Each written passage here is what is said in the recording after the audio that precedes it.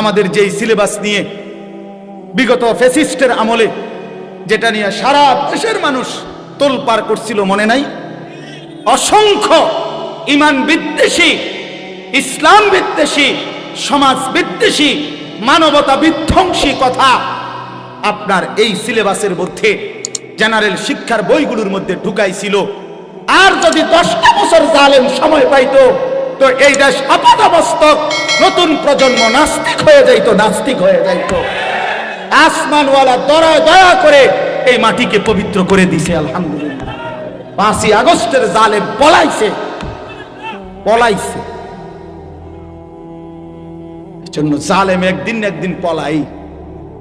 8ই ডিসেম্বরও সিরিয়ার আরেক জালেম বাশার আল আসাদ পলাইছে। এই জন্য 2 উইকেট 2024 সালে পড়ছে। ইনশাআল্লাহ দোয়া করেন 25 সালে আরো উইকেট পড়বে। বোলিং চলতে আছে। বোলিং কি? বোলিং বন্ধ হয়েছে না, বোলিং চলছে কররা। উইকেট পড়ে যাবো ইনশাআল্লাহ। কি আরো কিছুক্ষণ বোলিং করতে পারি কি? প্রতি বলে তো আর উইকেট পড়ে না, কথা বোঝেন না কথা। প্রত্যেক বলে কি আর উইকেট পড়েনি, তা আরো কতক্ষণ বোলিং করবো, আরো উইকেট পড়বে ইনশাআল্লাহ।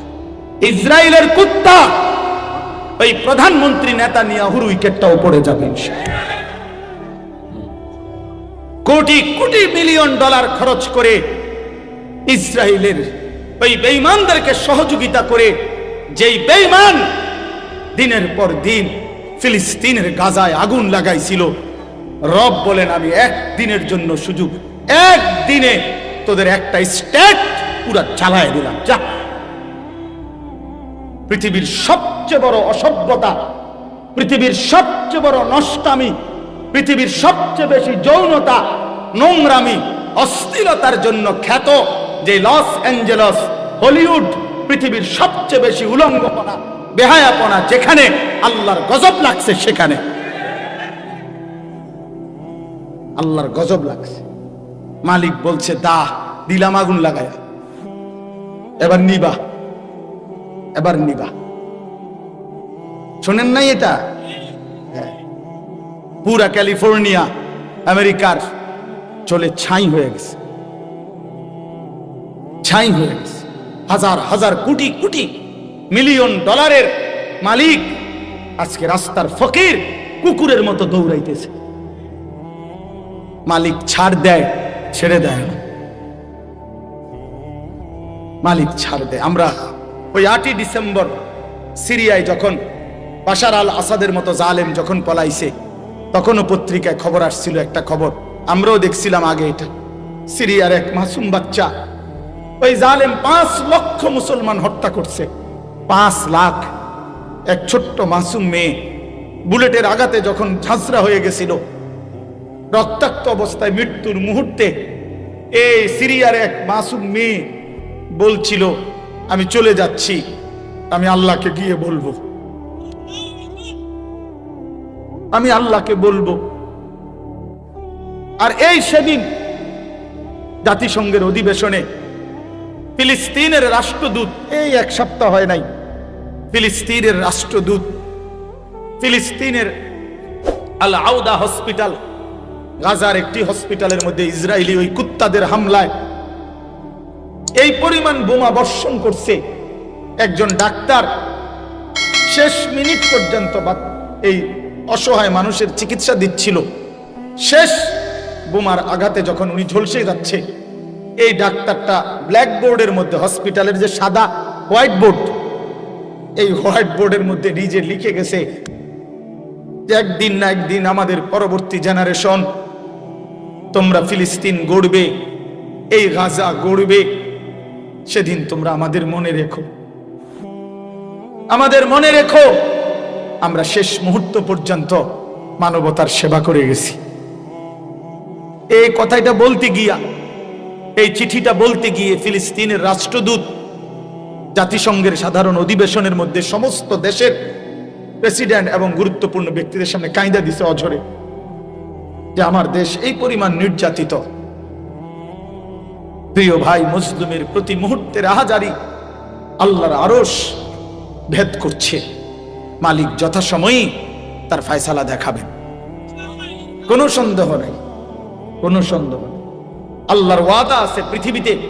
আল্লাহ তাআলা বলছেন, অতিলকাল আইয়ামু নুদাবিলুহা বাইনান নাস, আমি আল্লাহ পৃথিবীর মানুষের মধ্যে অবস্থা বদলাই, পরিবর্তন করি। কাজেই উসমানী খেলাফত মুসলমানদের 1920 খ্রিস্টাব্দের ভিতরে মুসলিম খেলাফত নিশ্চিহ্ন হয়ে গেছিল। 2020 পার হইয়া 25, 100 বছর পার হয়ে গেছে। প্রায় 100 বছর যাবৎ মুসলমানরা নির্যাতিত সারা পৃথিবীতে হচ্ছিল। মুসলমানদের হাতে খেলাফত ছিল না, মুসলমানদের হাতে রাজত্ব ছিল না। আলহামদুলিল্লাহ, মহান রব্বুল আলামিন আফগানের মধ্যে ইসলামী খেলাফতের পতাকা উড়াইয়া আরেকবার পৃথিবীবাসীকে জানায় দিছে, আগামীর এই শতাব্দী হবে ইনশাআল্লাহ ইসলামের শতাব্দী ইনশাআল্লাহ। মনে রাখো যুবক, মনে রাখো, এবারের সময়টা, এবারের সামনের পৃথিবী কোরআনের পৃথিবী। সারা পৃথিবীতে ইনশাআল্লাহ কালেমার পতাকা উড়বে, কোনো সন্দেহ নেই। এটা মজার কথা বলছি, বক্তৃতার লেগে না। এবার গোট দিলেই মানে 100 বছর হয়ে গেছে, তো আমরা নির্যাতিত, তো আল্লাহ বলছে এটা আল্লাহর ওয়াদা, আল্লাহ অবস্থার পরিবর্তন করে। এবার গোট দিলেই ইসলামের বিজয় ইনশাআল্লাহ, কালেমার বিজয় ইনশাআল্লাহ, ইনশাআল্লাহ। হ্যাঁ হ্যাঁ, কোনো সন্দেহ নেই। সারা পৃথিবীতে মজলুম জেগে উঠতেছে, জালেম ভাগতেছে, জালেম জুলুমবাজ পলাইবে। এটাই সত্য, এটাই সত্য। এই জন্য দয়া করে আমি নতুন এই বর্তমান প্রজন্মের ভাই তোমরা যারা আছো, প্রিয় বন্ধু, আমার অনুরোধ রইল, আমি হাত জোড় করে বললাম, নওজোয়ান, রাত অনেক হইছে, এই জন্য আমি অনুরোধ করছি, তোমরা নষ্ট হইও না ভাই। আগামীর সময়টা ইসলামের। সংবং এই সারাদিন বেডি সাউন্ড আর মোবাইল সাউন্ড, নারী দেখা, নর্তকী দেখা, উলঙ্গ ছবি দেখা, আর একটা ওয়াক্ত নামাজ না পড়া।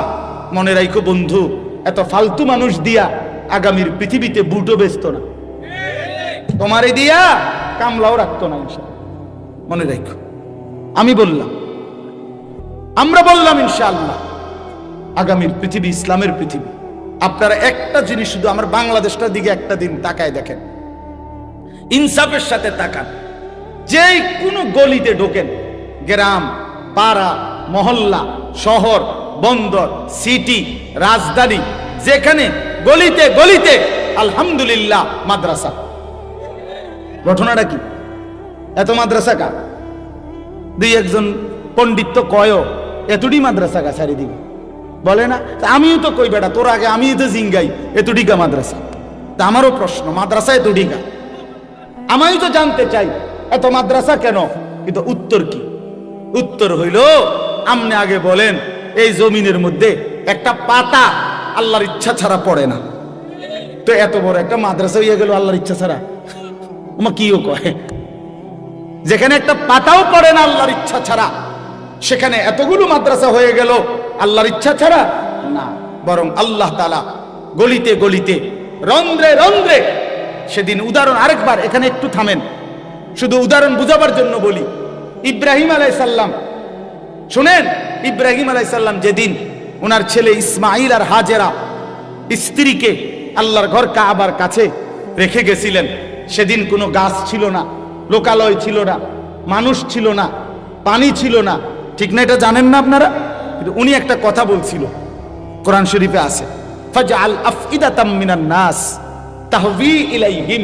আল্লাহ, ছেলে আর বউকে রেখে গেলাম, আমার কোনো আফসোস নাই মাওলা, শুধু আপনার কাছে আবদার, আপনি কিছু মানুষ, মিনান নাস মিন লিত্তাবিজ, কিছু মানুষ, অল্প কোগা মানুষ, 10 জন হোক আর 50 জন হোক, কয়েকজন মানুষ আমার বউ বাচ্চার কাছে ভিড়াইয়া দিয়েন, কদ্দুর এগো আশেপাশে বসতি করে দিয়েন, যাতে কমপক্ষে এই অল্প কয়েকজন মানুষ নিয়া আমার বিবি বাচ্চা চলতে পারে, একাকিত্ব বোধ না করে।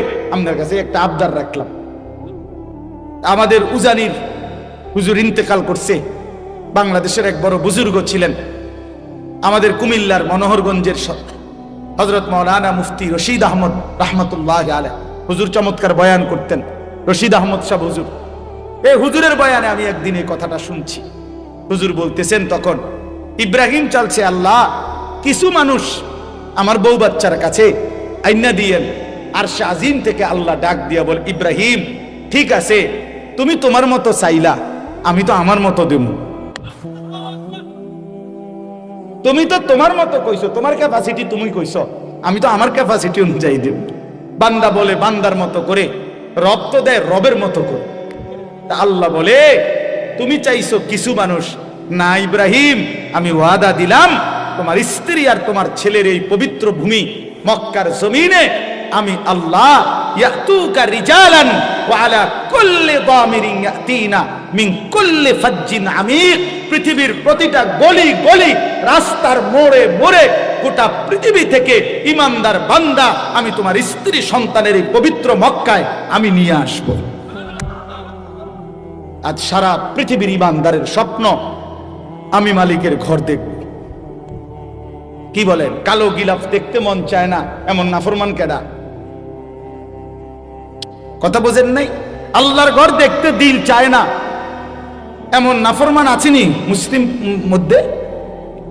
আল্লাহ বলেন, আমি সকলের দিল ফিরায় দিলাম।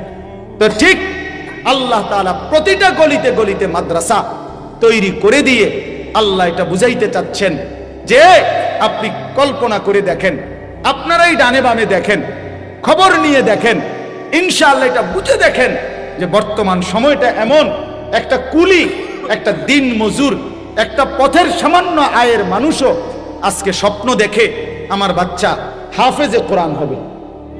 আবার সমাজের এলিট, উচ্চ পদস্থ ব্যক্তি যারা সম্পদশালীরাও আলহামদুলিল্লাহ এখন স্বপ্ন দেখে আমার ছেলে হাফেজে কোরআন হবে। হাফেজ, ওই যে অ্যাডভোকেটের ফুত হাফেজে কোরআন। শরীফ ভাই কই? ওই যে হাফেজে কোরআন। ওই যে ডাক্তার শওকত, তার ছেলে হাফেজে কোরআন। দেখেন চারিদিকে আপনি, সারা বাংলাদেশে দেখেন, উচ্চ পদস্থ সম্পদশালীও স্বপ্ন দেখে, ডাক্তার ইঞ্জিনিয়াররাও স্বপ্ন দেখে ছেলেটা হাফেজে কোরআন হবে, কুলি দিন মজুরও স্বপ্ন দেখে ছেলেটা হাফেজে কোরআন হবে। তার মানে প্রমাণ করে চারিদিকে সবার কলিজায় যেহেতু কোরআনের মহব্বত, আর চারিদিকে আল্লাহ যেহেতু কোরআনের মাদ্রাসা ঘর তৈরি করে দিয়েছে, আগামীর বাংলাদেশ কোরআনের বাংলাদেশ ইনশাআল্লাহ। মনে রাখো, ইনশাআল্লাহ। অপেক্ষা করো, অপেক্ষা করো, দেখো। এই জন্য আমি অনুরোধ করছি, আপনারা একজনও নিজের ছেলেকে মেয়েকে আল্লাহর কোরআন থেকে বঞ্চিত করেন। আমি শেষ করে দিলাম কথা, ছেলেটাকে বঞ্চিত করেন না বাপ, মেয়েটাকে আল্লাহর কোরআন থেকে বঞ্চিত করেন না। যে মা বাপ মুসলমান হওয়ার পরেও আপন ছেলে মেয়েকে আল্লাহর কোরআন থেকে বঞ্চিত করছে, সে খোদার কসম সে উল্লেখযোগ্য কিছুই সন্তানকে দিয়ে যেতে পারে নাই। নবীজি বলছেন, মা নাহালা ওয়ালিদুন ওয়ালাদাহু মিন নুহলিন মিন আদাবিন হাসান। নবীজি বলছেন, কোন মা বাপ তার সন্তানকে সবচেয়ে বেশি যেই উপঢৌকন দিয়ে যায় সেটা হলো উত্তম আদব, উত্তম আখলাক, আর সেটা শুধুই কোরআন সুন্নাহর মাধ্যমে। কোরআন ব্যতীত, সুন্নাহ ব্যতীত, রাসূলের সুন্নাহ ব্যতীত উত্তম আখলাক শিখার কোনো সিস্টেম নেই। মনে রাখি, এটা আমি চ্যালেঞ্জ করলাম। আপনি চ্যালেঞ্জ আমার লগে প্রয়োজনে তর্ক করলে আমি বৌমুয়াই। কোরআনবিহীন, সুন্নাহবিহীন অন্য কোনো মাধ্যমে কেউ আলোকিত মানুষ হতে পারবে না। শুদ্ধ কথা বললেই আলোকিত মানুষ না। আমরা এরকম বহুত দেখছি, কথা কয় শুদ্ধ, কেমন আছেন আঙ্কেল, ভালো আছেন, মানে মুতে খারাইয়া কথা কয় শুদ্ধ। হ্যাঁ, কথা একের হুইতালায় কাইতিয়ালায়, খোঁচা দিয়ে এই 300 কোটি টিয়া নাই, এক খোঁচা দিলে জাগাত 2 কোটি টিয়া মারা দিছে। কথা শুদ্ধ ভাবে মারছে টিয়া, শুদ্ধ সুদখোর, শুদ্ধ হারামখোর, শুদ্ধ ঘুষখোর বেটা, কথা কয় শুদ্ধ বেটা, অপরের সম্পদ লুণ্ঠন করে, রাষ্ট্রের সম্পদ লুণ্ঠন করে, জনগণের সম্পদ লুণ্ঠন করে। তুই ভদ্রলোক না বেটা, তুই বাটপার বেটা, বাটপার বেটা, বাটপার বেটা, সিটার বেটা। কয় সালাক, বাটপার আবার সালাক কেমন? হেতে বাট পারে না। কথা বলেন না কেন? ওজনে কম দিলে, 2 নম্বরই করলে, সুদ খাইলে, হারাম উপার্জন করলে তারে সালাক বলে, আপনি এটা কোন ডিকশনারিতে পাইছেন যে নামটা কোন এটা কোনটাত লিখছে আমি কি নুমে এখন ওগল টুলি গিয়া কোনখানে লিখছে যাতে ওজনে কম দেয় হে সালা বাট পাট ওজন হইলে 1000 গ্রাম হেতে কয় 900 গ্রাম 1 কেজি মিলাই লেছে হ্যাঁ আল্লাহ কোরআনে বলছেন ওয়াইলুল লিল মুতাফফিফিন ওজনে যে কম দেয় তার জন্য জাহান্নাম আল্লাযীনা ইযা তালু আলান নাসি ইস্তাউফুন মানুষের থেকে যখন নেয় পুরা নেয় ওয়া ইযা কাদুহুম আও ওয়াজানুহুম ইউখসিরুন নিজে যখন দেয় কমায় দেয় নিজে নিলে 60 টাকা কালি মানুষের দিলে 3 টাকা কালি বাহ কি ও ভাই 3টা দে ও ভাই সরি খেয়াল ছুটটা গেছে আমাদের নোয়াখালীর দিকে কইতো যে তো 5টা দিয়া হয় না কয় না এত পাগল না খেয়াল ছুটলো এভাবে ছোটে না বুঝেন না হুঁশের পাগল তাইলে আল্লাহ তাআলা তো বলেছেন তার জন্য জাহান্নাম এই জন্য বন্ধু আমার বাপ আমার সন্তানকে বঞ্চিত করেন আজকে ইনশাআল্লাহ এটা দেখবেন আপনি এত মাদ্রাসা আল্লাহর ইচ্ছায় হচ্ছে আপনি ষড়যন্ত্র করে পারতেন না কোন বিদ্বেষকারী পারবে না ওলামায়ে কেরামের বিরোধিতা করে 1450 বছরে কেউ টিকে নাই সাত নামের ভণ্ড সেও টিকবে না ইনশাআল্লাহ সেও টিকবে না প্রতি জামানায় কিছুদিন পর পর বেঈমান ইসলামের বিরুদ্ধে ওলামাদের বিরুদ্ধে ইমানদার মুসলমানের বিরুদ্ধে এক একজন ভণ্ডকে দাঁড় করায় ইতিপূর্বে বহুত দাঁড় করাইছে এই উপমহাদেশে কোন ভণ্ড ওলামায়ে কেরামের বিরোধিতা করে টিকে নাই সাত নামের ভণ্ড প্রতারক মুনাফিক সেও টিকবে না ইনশাআল্লাহ সেও টিকবে বিজয় ইমানদারের হবে সাত ভণ্ড সাদের আকীদা কোরআন সুন্নাহ বিরোধী আকীদা তাবলীগে কোনো গন্ডগোল নাই তাবলীগের মধ্যে ডাকাত ঢুকছে ডাকাত তোরাইবার জন্য উলামায়ে কেরাম বিক্ষোভ করছে তাবলীগেই আছে ইজতেমা বিশ্ব ইজতেমা 31 জানুয়ারি কয় তারিখ বলেন 1 ফেব্রুয়ারি কয় তারিখ বলেন 2 ফেব্রুয়ারি বলেন কয় তারিখ এই 31 জানুয়ারি 1 ফেব্রুয়ারি 2 ফেব্রুয়ারি বিশ্ব ইজতেমা জোহরের জামাত 1:30 জামাত না পাইলে পৌনে 2টা বাজে কেউ যদি আইয়ে হেইতে বারিন্দাত বা অন্য কোথাও জামাত করতেও পারে সেটা তার বিষয় কেন যেহেতু 1:30টার জামাত সে পাইছে না এই জন্য 31 তারিখের ইজতেমা যদি কেউ না পায় তাহলে পরে যদি কেউ কোথাও একত্র হয় এটা পৌনে 2টার জামাত দেখুন জোহরের জামাত না জোহরের জামাত তো হইছে এই 1:30টার সময় জোহরের নামাজের জামাত তো হইছে এই মিয়া 1:15 জামাত হইছে না অনেক আবার কিতা এটা মানুষ দেখলেই কইব পৌনে 2টারে কি ওইটা কিতা ও ভাই এরা জামাত পাইছে না এটা বলবে কিনা বলেন না এই জন্য এরপরে যদি কেউ একত্র হয় এটার ইজতেমা থাকবে না এটা জামাত পাইছে না দেখে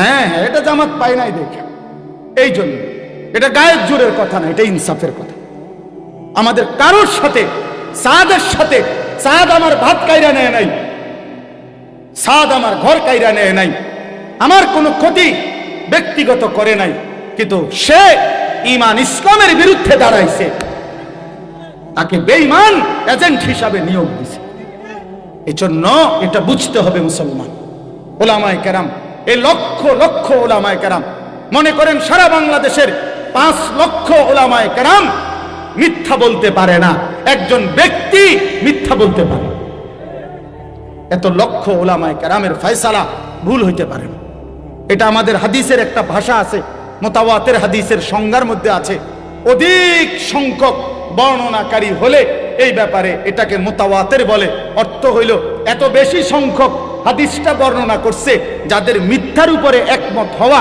অসম্ভব অযৌক্তিক এটা উসুলে হাদিসের একটা কায়দা একটা নিয়ম ঠিক তেমনি ভাবে এত বেশি সংখ্যক উলামায়ে কেরাম বলেছে সাদ গোমরা যে কথা এটা অতএব এটাই সঠিক এর বিপরীত কথা ব্যাঠিক এত বিপুল সংখ্যক আলেম ভুল বলতে পারে না এত মুত্তাকি আলেম বছরের পর বছর 60 বছর ধরে যারা আপনাদের কাছে সঠিক তথ্য দিছে, আজকে সাদের ব্যাপারে আইয়া হে ভুল করবো কেন? কথা বলেন না কেন? কথা বলেন। আমাদের যাত্রাবাড়ি হজরত, আমাদের হাটাজারির হজরতরা, আমাদের দেওবন্দের হজরতরা যুগের পর যুগ উম্মতের কাছে মিথ্যা বলে গেছে, বছরের পর বছর এতদিন ইসলামের নামে মিথ্যা বলে গেছে। কথা বলেন না। সারা বাংলাদেশের এই যে বক্তা, ওয়াইজ, ইমাম, খতিব, মাদ্রাসার মুহাদ্দিস, শেখুল হাদিস, তারা বছরের পর বছর উম্মতকে গোমরা করে গেছে। তো এখন সাদের ব্যাপারে ভুল করবে কেন? এতদিন সত্য বললে সাদের লগে কি সমস্যা? কি সমস্যা আমাদের তার লগে? কিরে ভাই, তোমার লগে আমার সমস্যা কি? তুমি থাকো দিল্লিতে, আমি থাকি সাবের বাজারে, তোমার লগে আমার সমস্যা কি? তোমার লগে আমার ইমানের সমস্যা, তোমার লগে আমার ইসলামের সমস্যা। তুমি আল্লাহদ্রোহী, তুমি নবীদের বিরোধিতাকারী, তুমি সাহাবায়ে কেরামের বিরোধিতাকারী, তুমি উম্মতের মুত্তাকি ওলামাদের বিরোধিতাকারী। অতএব অচিরেই পৃথিবীর ইতিহাসে গাদ্দারদের তালিকায় তোমার নামও উঠবে, মনে রাখো। কোনো সন্দেহ, কোনো সন্দেহ, কোনো সন্দেহ নাই। ইনশাআল্লাহ, ইনশাআল্লাহ। কয়জন রে মারবে? টঙ্গীর ইস্তেমার ময়দানে রাত্রিবেলা অন্ধকারের মধ্যে ইমানদারকে হত্যা করা, শহীদ করা, অন্ধকারে আক্রমণ করা, এটা মুনাফিকের স্বভাব। তবে আছে ইতিহাসে আব্দুল্লাহ ইবনে সাবা, পৃথিবী বিখ্যাত ইতিহাস খ্যাত একজন মুনাফিক ছিল। এই মুনাফিকের অনুসারীরা, সাবাই গোষ্ঠী মুনাফিক, তারা ইমানদারদেরকে, এটা পৃথিবীর ইতিহাসে আছে, ইসলামের ইতিহাসে আমি দেখাইতে পারব, রাতের অন্ধকারে ইমানদার মুসলমানকে হত্যা করত। এরা মুনাফিক, এরা মুনাফিক। অতএব তুমি কয়জন? ঠিক আছে, আমার জান নিয়ে নিবা, নিয়ে নিও, কোনো অসুবিধা নেই। ইমানদারের রক্ত ঝরলে জান্নাত, কোনো সমস্যা নেই, কোনো সমস্যা নাই। কিন্তু বাংলাদেশের এই পবিত্র জমিন ওলামায়ে কেরামের জমিন, এখানে কোরআনের জমিন, এখানে কোনো ভণ্ড প্রতারক, এখানে ইসকন লিগো টিকবে না, সাদ লিগো টিকবে না।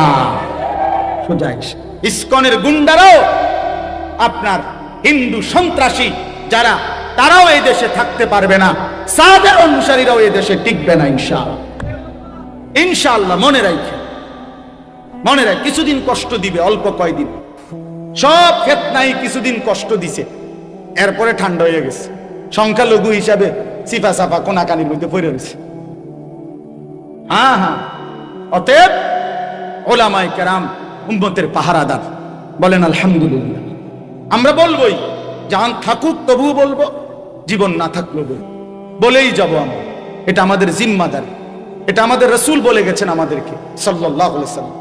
উম্মতের ওলামারা, এটা উম্মতের মধ্যে যখনই কেউ ফিতনা করবে, সীমালঙ্ঘন করবে, যখনই কেউ ভুল ভ্রান্তি ব্যাখ্যা করবে, তাদেরকে সজাগ করে দেওয়া, উম্মতকে সচেতন করে দেওয়া, এটা দায়িত্ব। ইয়াহমিলু হাযাল ইলমা মিন কুল্লি খালাফিন উদুলুহু ইয়ানফুনা আনহু তাহরিফাল গালিন ওয়া ইনতিহালাল মুবতিলিন ওয়া তা'যীলাল জাহিলিন। এটা আমাদের দায়িত্ব। আল্লাহ আমাদেরকে বুঝার তৌফিক দান করেন।